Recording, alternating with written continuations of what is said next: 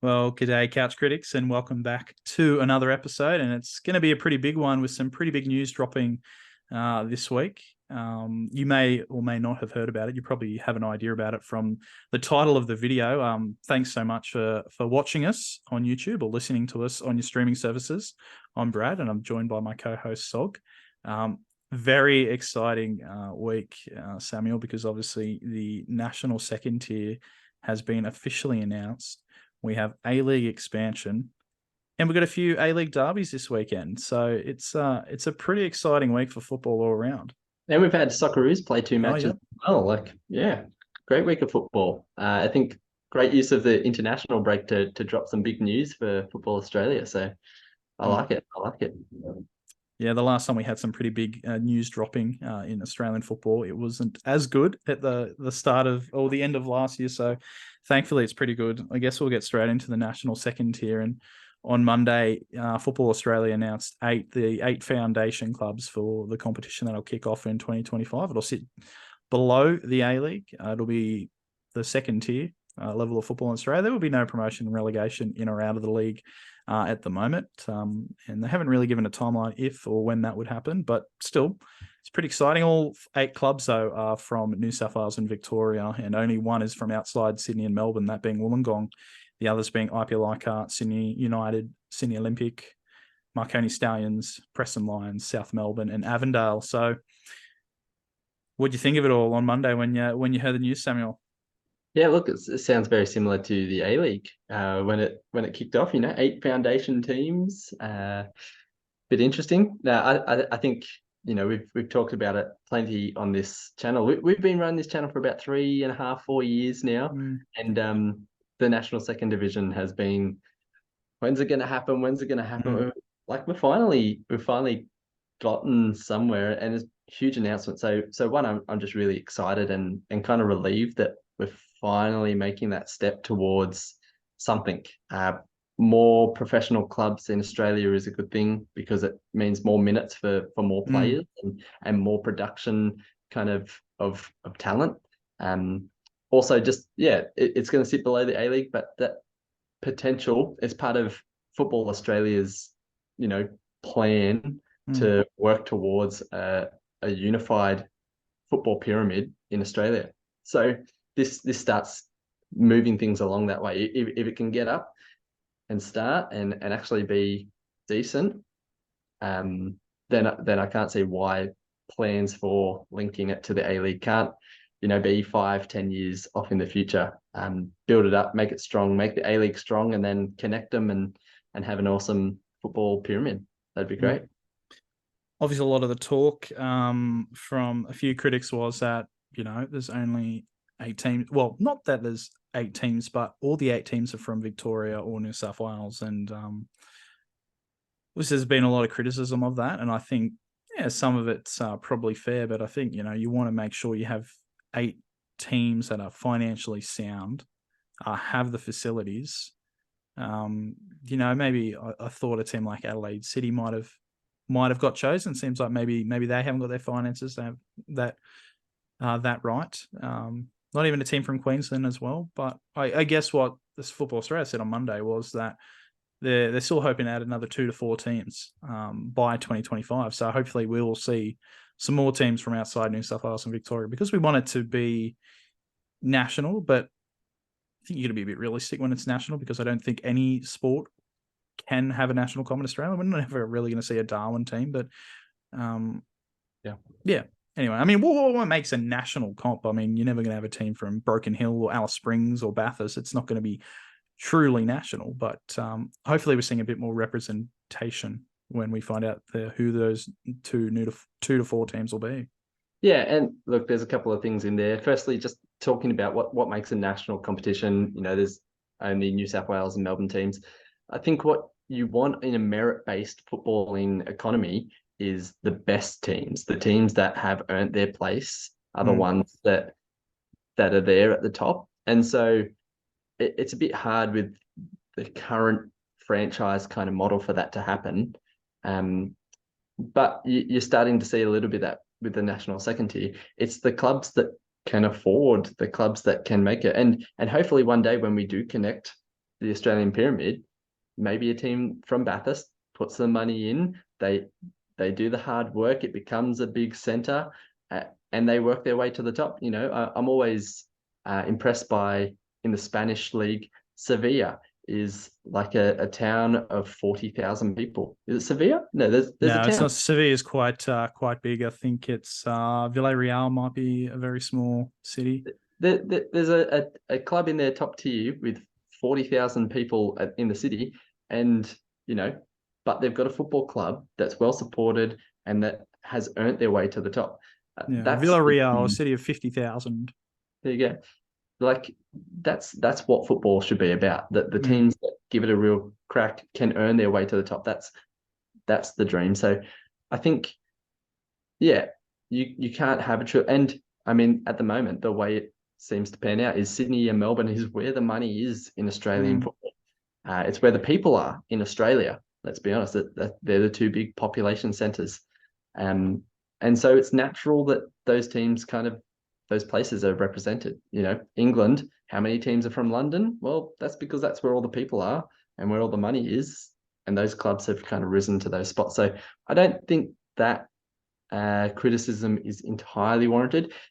Yes, it would be nice to see some of the other clubs. And so I think now the good thing is that they've got a whole year. So they've got one more NPL season to kind of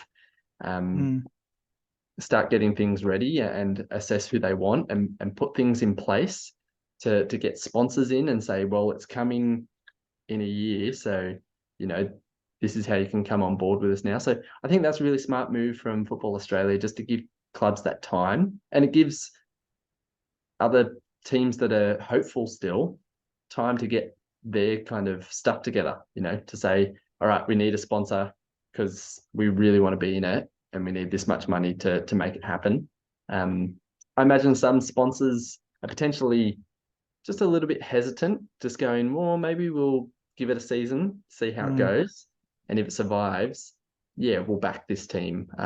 So yeah, I think it'd be really interesting just to see how that develops over the next couple of months. We did get a question actually on Twitter. Yeah, I saw that. From Joshua Biff, and he asks, ideally, who would you guys want the extra 4 clubs to be in the national second division, national second tier? Brad, have you got any, you kind of top 4 if it was to be 12 teams? Probably Bathurst Athletic.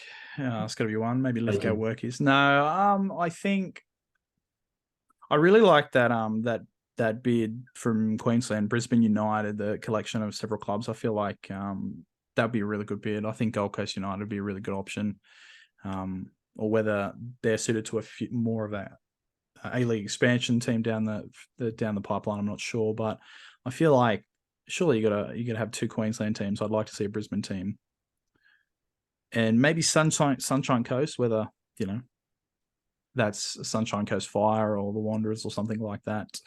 Because it's quite a big centre. I think it might be bigger than Canberra in terms of population.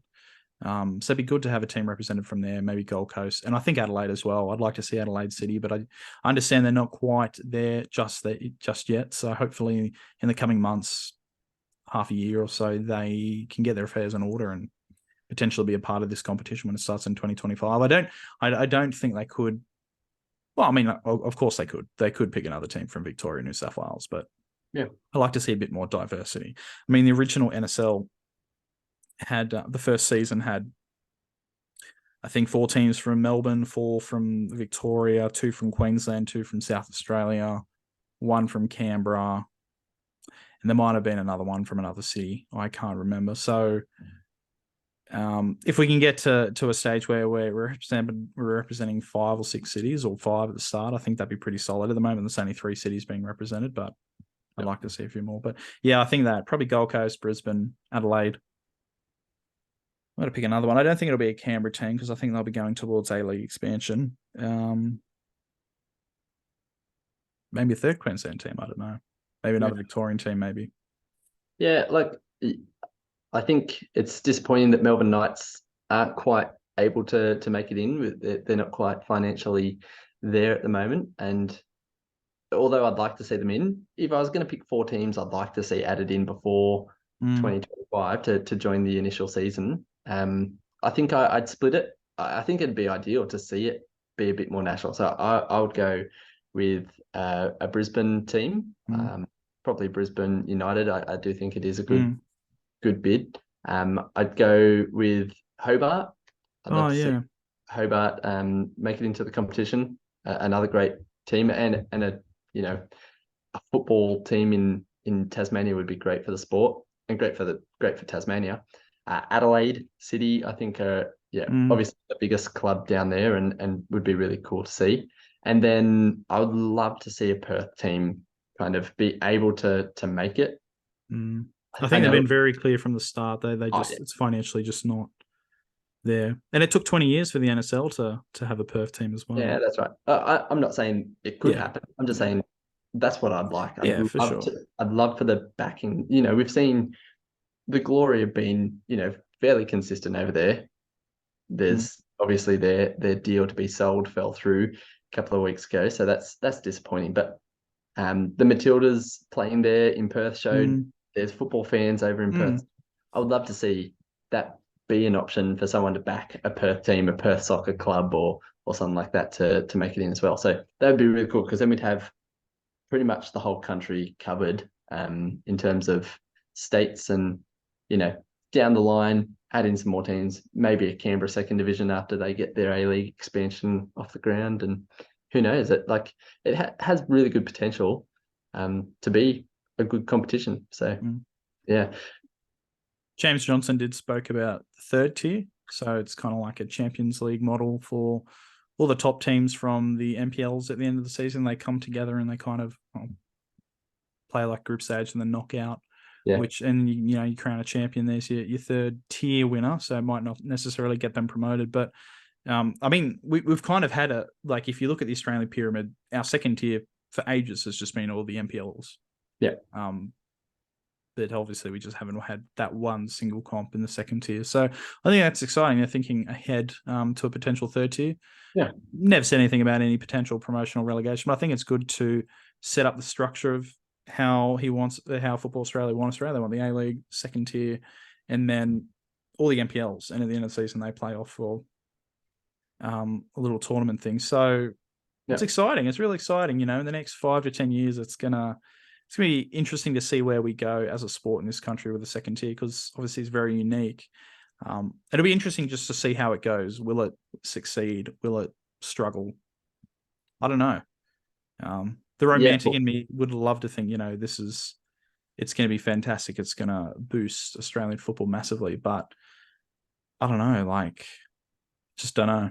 I really can't tell, because I think it'll be well supported at the start, but I don't think we should expect, crowds of like the A-League of averaging 8,000-9,000. I think be lucky to get half that, but it can grow. It'll be interesting to see how it goes. I'd really like Football Australia and the APL to kind of figure out something for a transfer-ish agreement, particularly loan kind of agreements between the two tiers as well. That would be really good to actually serve its purpose of being that production line, of being a way of giving more minutes to young players. I think that would be really cool to see A-League teams be able to loan players out to national second tier teams and give them minutes in a good competition that then could serve as that growth corridor back into the A-League. I think that would be really cool to see as well. Just we don't want this to be an us and them, an old football, new soccer kind of thing. Actually, if Football Australia can find a way to get these things to work together, to work towards a common goal of growing Australian football and making it better for the future, then we'll be onto something good. But some of the discourse, particularly around those clubs who have made it into the national second tier and those who are supporting this whole thing, very much it's still a lot of hurt from the way the NSL ended and the A-League started and some of those kind of issues. And so there's still definitely a bit of a divide. I'd like to think now we're kind of 20 years on that some of that would start to heal and we could see things go together. So yeah, I'm excited for it as well. I think it has great potential. I'm just glad we're going to kick it off 2025. Let's hope for no complications. Let's hope for smooth roads in, and a TV deal and all those things. And that TV deal will be bundled with the Matildas and the Socceroos as well in the Australia Cup. Yeah, that could be interesting when you've got clubs like Sydney United being bundled in with the Matildas. Is that some Channel 7? Like, I don't want Channel 7 to get it anyway, or Channel 9. I'd be a big fan of SBS, backing this and showing football. Maybe they spend all their money on the World Cup for next year, for 2026, but that's all right. We'll yeah, it'd be interesting to see. I don't want channels to get it and squash it. We need broadcasters who are really going to help it actually grow. Have you picked a team? No, look, I won't pick a team. Sydney FC is my club. Oh, you can have a second team or something like that, or a team in the second tier. Doesn't quite like. I think I'd just be excited to follow it, to watch all of it. Look, if anything, maybe Wollongong will be my soft spot because I've gone down and watched games there. I've spent time there, kind of in my life there. So I think there'll be one I'm excited to see, and really excited that they've got their chance. And yeah, so if I was going to go for anyone, it'd be Wollongong. Bit hard to get down and watch their matches, though. So yeah. How about you, Brad? Who's your team? National second tier? I think a bit like you. I don't think I'd ever seriously support them, but I think I'd have a soft spot for Wollongong. I'd really like Blacktown City to get in one day. I'd get around them or something like that, or I really like. I've seen the IPA jerseys before. And I think they just look really good. That maroon and blue, or whatever you call that maroon color. Pun? Claret. Claret, yeah. Wouldn't go for Sydney United. Sydney Olympic, I don't know. Like, if the Blacktown team come in, I'd get around that. But otherwise, nah. Like, I think it'd be nice to get down to Wollongong game, but I don't think I'd seriously hardcore support a team. I think, I'd be more supportive of the comp and just going to any games and, just checking out the action. And it's kind of funny, like, we talk about National Soccer League fans not being potentially, or not too keen about the A-League, but I think genuinely most A-League fans, most A-League fans watch most A-League games. We just love Australian football. Yeah. I think most A-League fans would actually back this second division and, 100%. be interested, watch games, get around the content. So I think it has the chance to have a really good kind of casual support. Hopefully it does have its diehards as well. That would be great to see. But yeah. They got to get bums on seat. I think James Johnson spoke about in the press conference. It was very important that ticket sales are a driver of funds. So it's going to be supported in the stands as well. Yeah. Shall we move? Time to put their money where their mouth is, I guess. Yeah. They've talked about so long about wanting to be a part of this. So it's up to them and all their fans to get out there and support them. So good luck to it all. Yeah. Moving away from second tier, let's talk about expansion, because a day later, it was officially announced. I think we knew the rumors have been going around for a while, but Auckland, it's official now. We know who their owner is. Bill Foley, the owner of the NHL team, the Las Vegas Golden Knights, and Bournemouth in the Premier League. I think he's also got a stake in Lorient in the French second division as well. So, I've seen his press conference. He seems really ambitious, and I like it. I think it's good to have an owner that is very ambitious. Seems like he knows what he's doing. He's got a crap load of money. Yeah. I mean, the cost of a franchise in American sport is ridiculous. And to own a Premier League team as well, like this guy knows. Fun. This is cheap for him, an A-League franchise. Yeah. So, I think he's probably like the highest caliber owner we probably have in the A. Oh, we've got Man City, but still, like, he's a pretty big owner. I think it's going to be a good kick up the arse for the league. I think he'll definitely bring a good vibe to it. And if Auckland are a success and the A-League can pick up from this, I think we could see more future investors come into this league. Yeah. But yeah, Auckland's official. going to join from 24, 25. The men are, and the women are going to join a season later. So it's exciting that it's all sorted, and now they're moving forward to deciding the colours and the names. And he's going to have his coach sorted in the next 10 days. He said by the time this goes out, it's probably 7, 8, 6 days. It's pretty huge. I mean, we were talking about the National Second Division having a bit of a turnaround. They've got one more season to kind of get things going. This is even quicker turnaround for Auckland, from announcement to pre-season, really. It's not that long. It's maybe about 6 or 7 months. So they've got some big work to get done. Like you said, design on colours. I'm guessing they're going to be black. We're hearing stuff about that. They kind of registered themselves as Auckland Black Knight, not Black. No, it was just Black Knight. So that was the Black Knight. So I think with his business his business is called Black Knight, and you couldn't get Black Knights in the NHL, probably for some kind of political, racial reason. But I think that's what he's keen on. I think Knights, even Black Knights, that's fine. I think it's cool because you've got that link to the New Zealand Knights, kind of defunct now, but some people don't actually want that link because it was such a basket case. Yeah, look, the Black Knight rises. Sure, Batman returns. Sure.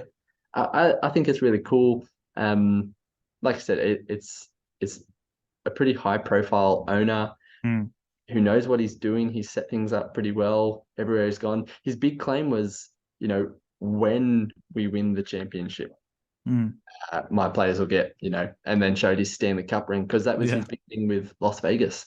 He said, in 5 or 7 years, we will win.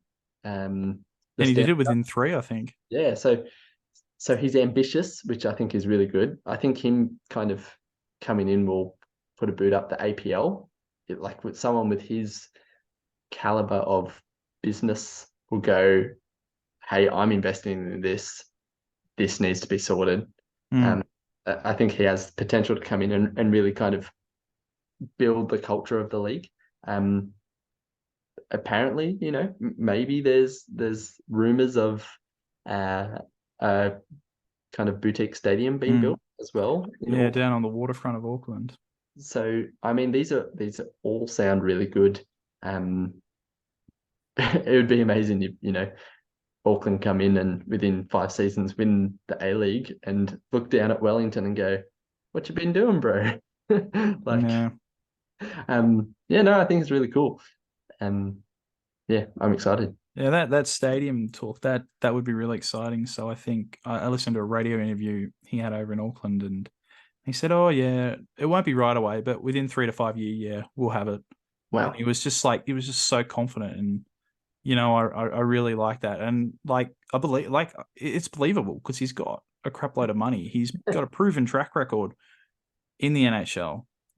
He talked about how big, I'm a winner. I want to win. Some people ask, why'd you buy Bournemouth? But to still own a team in the biggest sports league in the world, or one of the biggest sports leagues in the world in Bournemouth, that's pretty good. So, I'm really excited for it. In terms of a name and colours, I haven't really thought about colours, but I'd really like if it was just called something like Auckland FC. Yeah. Something like Sydney FC and MacArthur FC, and I don't know, they make a Knight as their logo, and they can be nicknamed the Knights. That the Knights isn't a part of their official name, but a nickname can develop somewhere like more like the Bulls. MacArthur. Their name is just MacArthur Football Club, but they have a bull logo. That's their nickname. I'd like something like that. Auckland Black Knights. Yeah, it's a bit franchisey, but I don't really think a name like that's going to be a problem. I think if it doesn't succeed, it's not because of a name or a lack of investment from this owner.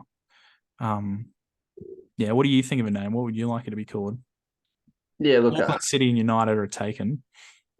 That's right. I don't mind just Auckland Black Knights football club. Like I'm okay with a little bit more of a franchising name, because realistically that's kind of Australia's heritage anyway. We've got Brisbane Roar, we've got clubs like that. So and with him being American, it kind of comes with the territory. So I don't hate it. Black Knight, bit weird. Black Knight's bit better. People have been kind of tossing around some Maori inspired names, and I don't think that's terrible either. Yeah, I think the idea would just be something simple. Auckland Knights Football Club, brilliant. Like, go for it. What about if they went with Northern United just to encompass a bigger area? They can encompass the whole North Island, just something like Western United. We don't have an exact region. We just want to be as vague as possible. So maybe just North United. I think they've been pretty set on Auckland, so I don't good. think that's very good. Yeah, I think, yeah, I'm not too fussed about a name. Let's be honest. As long as it's not something stupid and like Northern United, that would be a bit rough. Yeah, have an identity and kind of choose a color. Also, did you see someone has set up their own fan group for them already? Yeah, can't tell if that's a piss take or not. With all the interesting the extra Zs. Yeah, Atsuri or something like that. And they took one image and it's just the Wellington crowd, and they've obviously just color switched it so that they went to blue. I think it might be a piss take or just one person coming up with something. I don't know if it's legit or not, because like the red and black box didn't have its name until the Wanderers colours were sorted. You know, I think it'd be a bit naive to go all blue and then what happens if they're playing in pink? Like, I think it just raises an interesting question of how do these groups grow organically, supporter groups? You look like the red and black block, they were pretty strong from the start and kind of had an identity. The Cove has always been there, and the Den, things like that, the Shed at Perth. But you're seeing clubs like Western and Macarthur have really struggled to have that identity. Even, Melbourne Heart, Melbourne City, they've gone through so many different attempts at creating an active support, and when the interest isn't there, it makes it really hard. So hopefully there's lots of people interested in supporting Auckland, and that kind of grows organically. I'd hate to see another bullpen kind of situation where, look, credit to the bullpen, the guys who are turning up week in, week out, they're giving it a red hot crack, but Macarthur didn't help their scores. They really want to get control of that and make that a club run thing, when, the Cove, the RBB, they're all independently run. And I think that was a big mistake from Macarthur. But hopefully Auckland do the right things and, let a active support group do their own thing. Yeah. While we're just on Auckland chat and we chat briefly about the stadium, some other stadium news. Wyndham City Council seem to have been releasing some more actual plans for the Wyndham facility that was promised, and it looks pretty good. Like, I've got to say that the plans look nice. It looks like a good kind of block of land. Stadium looks modest, and potential 3 stands, and the south stand will be kind of down the line. There's room for expansion of it, even if things get bigger, and they've got the roof planned out. Like, is this the training ground or? No, this is the main stadium. Stadium. Okay, yeah. And you've got the training ground kind of plan released as well for where people might sit and how that might go if they are actually going to host some games this season. So things down there are looking pretty good for Western. Really promising. I think they want to. I think they hope there's a game just before Christmas that's TBC. I think they'd like to, but I think it's probably going to be in January. So we're going to probably have to put up with a few more games in Ballarat. But yeah, it does look really exciting. I think they're very close to putting out the stadium plans.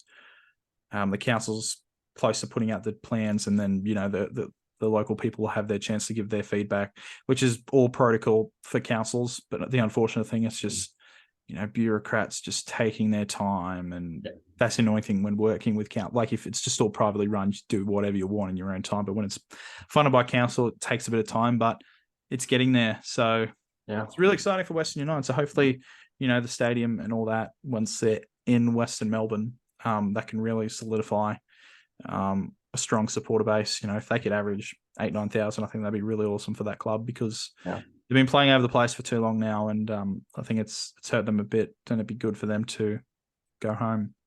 Yeah, absolutely.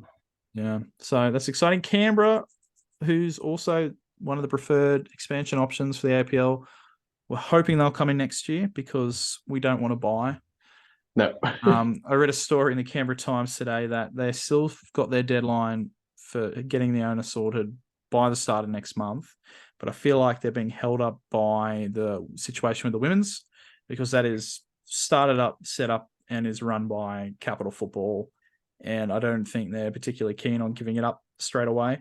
So I think whatever future owner comes in for the men's team will want to get that women's team, but how it works, I think that's what they're trying to work on at the moment. So that's probably why we haven't heard too much from Canberra, but hopefully we'll hear something soon, because I really want 14 teams next year. I don't want to buy, because buys suck, and I want 2 teams. I don't want to wait another year for Canberra. I want it now. Yeah, and 14 teams would just be ideal, like home and away, 26 games. They'll put in a 27th round for the they will for the derbies. Unite round and a couple of The derbies. Unite round's fine, but don't make a derby in the Unite round. Look, we would really like to see some Canberra news, and exciting that they've still got a deadline. They're still looking. Hopefully, it's not a deadline. I think they were saying we want to have it done. It's not saying if we don't have it done by December, it's not happening. I think that's what they're still focusing towards. Yeah, their own personal deadline they've put for themselves. Yeah, exciting. Hopefully, we get that news coming through soon. That'd make for another great episode. Yeah, for sure. And the Socceroos 7-0 win against Bangladesh. That was pretty straightforward. Jamie McLaren getting a hat trick. I know they're all tap-ins, but bro, take them. You're scoring for your national team. I don't get the hate. Yeah, he's in the right position. Yeah, finishing those chances, which and it is something I was actually reflecting on during that game against Bangladesh. Is like, they're not a great team. They sat pretty deep. But you think of our time in Asia, there have been some real times where we've struggled to beat those teams. And maybe that was more the game against Palestine, away from home, a real plucky nation that's really looking for some hope, and really made it hard for Australia. And in the past, those games have been the ones we've really slipped on. So just the maturity in not our strongest squad, to be honest. We're missing a couple of key players. Your Riley McGree's, your Aiden Hrustitches weren't around. Probably not our strongest ever squad, and yet some really good results gets us off to a perfect start in World Cup qualifying. So I was pretty happy, even with the game against Palestine, where we weren't the best. It was get the job done kind of thing. And just Harry Suter, what a man. What a man. Man and a half. That guy's massive. He's got a head on him. 10 goals in 22 matches. Like, that's Viduka had 11 goals for the nation. Wow, just outrageous stuff. But, the Bangladesh coach said it. He said, Australia are one of the best teams in the world when it comes to set pieces. And it's like, yeah, I guess we actually are. And when you've got Craig Goodwin delivering balls like that free kick and like that corner, just pinpoint perfect onto Harry Sutar's head. Like, why don't we do that more often? Like, that's fantastic. So I'm really happy with that. I think obviously, we want to see improvements. We want to see players come into the squad and take their opportunities, which I think Jamie McLaren did against Bangladesh. So all around a pretty successful international break for the Socceroos and for Australian football all around. Yeah, it's very exciting. And a big weekend for the A-League as well. A few derbies. Some very big derbies, like the F3 derby. Getting moved a week beforehand because the Newcastle ground is shocking. And like, who couldn't have foreseen that when, the motocross was going up to Newcastle and but they were making no effort to fix up the field as well. It's just, it sucked. And obviously the Sydney derby on Saturday night. I don't think we need to say too much about that, but we'll be there. It's going to be, I think it'll be, from a neutral, I think it's going to be really entertaining. The Wanderers on top, in good form. Sydney FC have potentially come back into form. I guess this will be the game to see whether that game against Adelaide was, that game against Adelaide. Boy, Adelaide, they looked off. But, Sydney still scored 5, that's credit to them. 4-0 up at half-time, I think. 5. When you have new manager bounce plus Adelaide playing terribly, just made for a perfect storm for Sydney. And I think you're right. Wanderers are in great form, and they'll be running on a high. But Brandon Borello's come out, and I think on the Football Friends podcast, Oh yeah, I haven't listened to it and yet. Ben Garuccio, I think he kind of talked about, we're not going to be complacent. Like, thinking you're good leads to complacency. So Wanderers are coming in firing. They've been really good at Allianz recently at the Sydney Football Stadium. Sydney FC, perfect start under Ufuk Talay. Now had the international break to really have a solid week and a half of training under Ufuk, which means that they probably come in the best they could for this season into this first derby. So, look, I think this is our first actual pod since the sacking of Corica and Oh yeah, it would have been, yeah. signing of Ufuk. We've had about 2 weeks off, and so I haven't really had my say on that. Initially, I think I was not surprised. Like, he was probably the best option when you look around Australian football, and probably Sydney not having the biggest budget to spend on a coach. Just a little bit, almost not dissatisfied, but just kind of like unimpressed with the signing, because when Corica came in after Arnie, everyone was kind of like, yeah, look, and he kind of just played the same formation as Arnie, and then it got found out, and then he just kept running it, and then we called for changes, and last season he kind of changed the tactic, but not really, and this season, said he was going to change the tactic, and it just still wasn't working. It wasn't very inspiring. And so just to hire Ufuk Talay, who is another Arnie disciple, who we knew was going to play 4-2-2-2, 2 guys up front, use those 2 wingers to cut inside, have your 2 solid midfielders. Like, it's just like, I was hoping for something just a little bit more exciting. But if it gets results, it gets results. And so, yeah, I want him to be successful. Obviously, he was a player for the club. That's great. It's disappointing to see Corica leave the way he did. Probably should have been done last season, when you just let it finish on the high of beating the Wanderers and then going out City and go, all right, that's the time, Steve. The problem was, I think he went on that late season run last year where he was basically gone, and then he went on good form. So I think he was on borrowed time. Had he missed the finals, he would have got the sack. And so, I think the club should have probably just sacked him in the off season, but I don't think they could have, because he actually went on a fairly good run. They probably went further than they really thought they were going to do 6-7 weeks beforehand. So, and then they won the Australia Cup, so he definitely wasn't going to get sacked. And then I think it should have been done last season. So it's not ideal. I think when Ufuk Talay probably left Wellington, he probably think, I'll just get the Sydney job in the off season, and then they kept him. So they kept Corica. So yeah, you can kind of tell how quickly it happened that they were probably already in talks with Ufuk, that he'd already expressed his desire to be there. And so, yeah, look, I don't think it's the worst signing. He did well with Wellington, nothing fantastic, but it's a tough gig down there with the resources. So, look, I think just playing youth players, putting Jaden Kaczarski on from the start, great. The players have talked about just a kick up the backside, a bit more energy in training, a bit more energy in the first game. And so I think it's going to be a red hot derby, and it looks like potentially over 30,000 turning up for it as well, as long as this rain doesn't, stick around it and make it screw the rain. If you got tickets, go to the game. Don't be soft. That's right. I'm coming 3 hours away to watch this game. Just get over yourselves. It's a brand new stadium. You'll be mostly covered unless it decides to blow a gale. It drips, but but get over it. Yeah, like it should be an absolute spectacle. If you can't make it to the game, by all means watch it on Channel 10, because it's going to be on 10 Bold. Tell your mates, Sydney Derby's on. Come watch. Buy a ticket. There's still some tickets left. They're the expensive seats, but treat yourself. It's a derby. It's all right. So it'll be good fun. The Cove's a bit unhinged, but that's okay. We enjoy a good laugh. That's right. The cops aren't shutting us down, though. Yeah, not yet though. The Wanderers Didn't you mark. didn't you lose a tug of war with was it Perth or something? With Mate, Adelaide or something?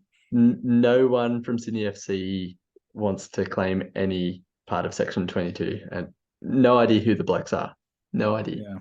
A Well, bunch of school kids. good on him. Good on him. I saw the Cove response and I thought, oh, I wonder what the RBB are going to say. And they were very civil. They just said, it was basically a message to the players, you represent our community, go out there and play hard. We'll go support you hard. And I was like, yep, that's all you need. No bitching about. So good on him. That's unusual for the Wanderers and for the RBB to take the moral high ground.